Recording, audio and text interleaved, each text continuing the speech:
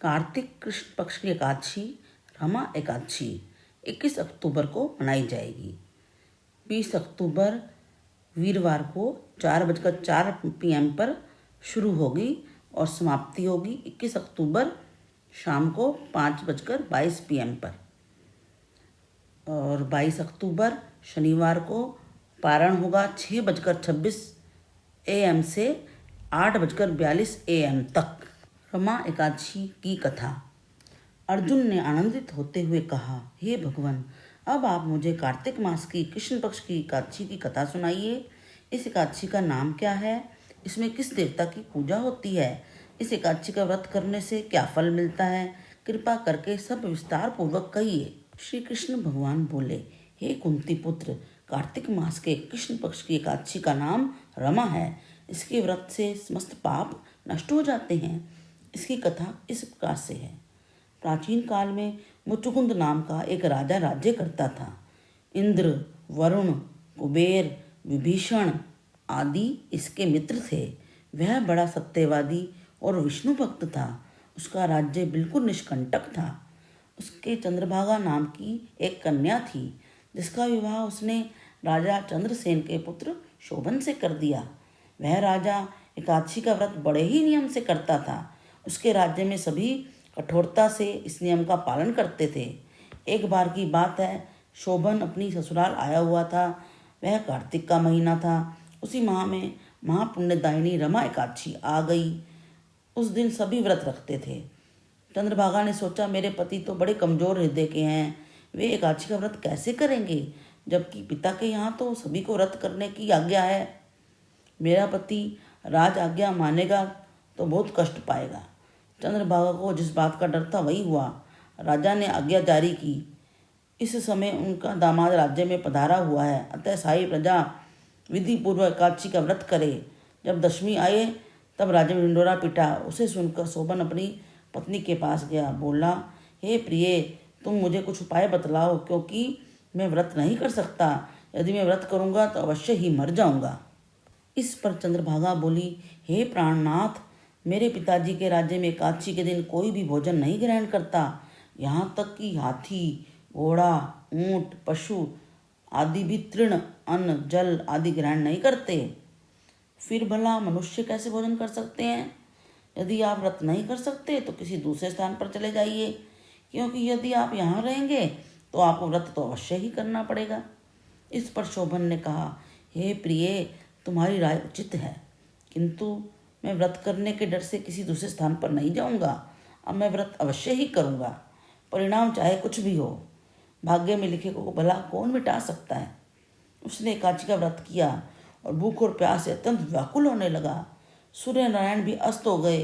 जागरण के लिए रात्रि आई। वह रात्रि शोभन को दुख देने वाली थी। दूसरे दिन सूर्योदय होने से पहले ही भूख प्यास के कारण शोभन के प्राण पखेरु उड़ गए। राजा ने उसके मृत शरीर को जल प्रवाह कर दिया और अपनी पुत्री को आज्ञा दी कि वह सती ना हो और भगवान विष्णु की कृपा पर भरोसा रखे। चंद्रभागा अपने पिता की आज्ञा अनुसार सती नहीं हुई। वह अपने पिता के घर रहकर एकादशी का व्रत करने लगी।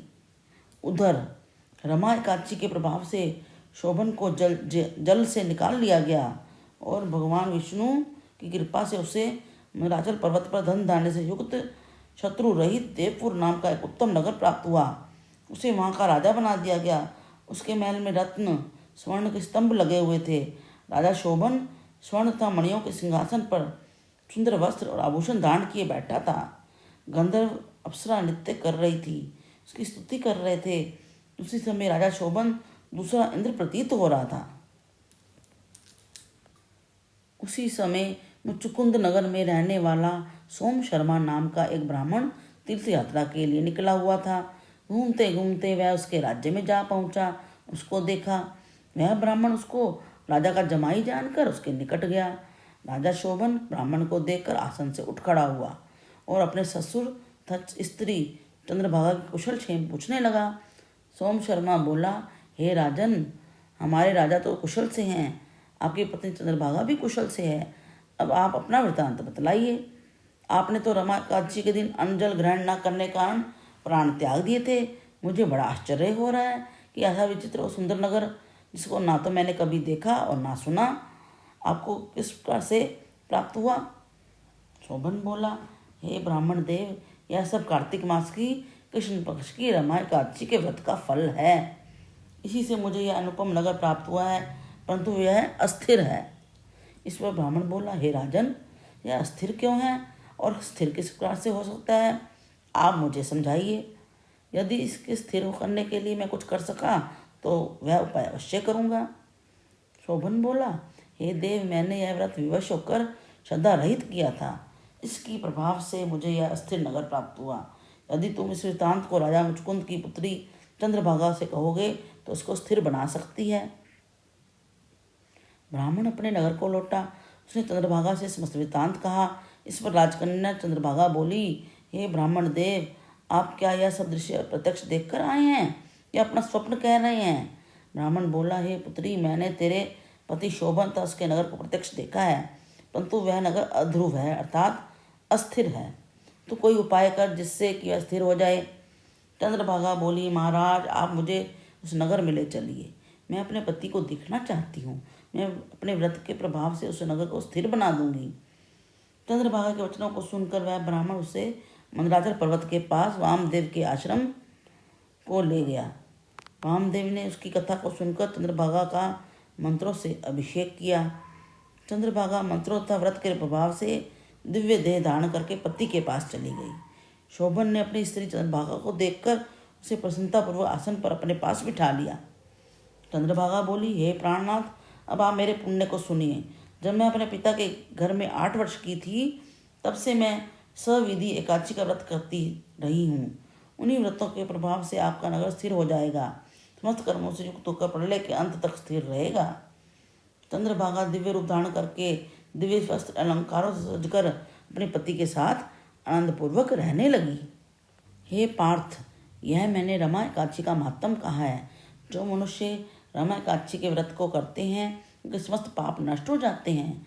जो मनुष्य रमा एकादशी का महात्म सुनते हैं अंत समय में विष्णु लोक को जाते हैं। कथा सार। भगवान विष्णु बड़े ही दयालु और क्षमावान हैं। श्रद्धापूर्वक या विवश होकर कोई भी इनका पूजन या एकादशी व्रत करता है वह उसे भी उत्तम फल प्रदान करते हैं। किंतु प्राणी को चाहिए कि वह भगवान की पूजा पूरी श्रद्धा से करे। शोभन अपनी पत्नी द्वारा श्रद्धापूर्वक किए गए एकादशी व्रतों के कारण अपने राज्य को स्थिर बना सका। ऐसी सुकर्मा पत्नी भगवान श्री विष्णु की अनुकंपा से ही प्राप्त हो सकती है। इति रमा एकादशी व्रत कथा समाप्तम।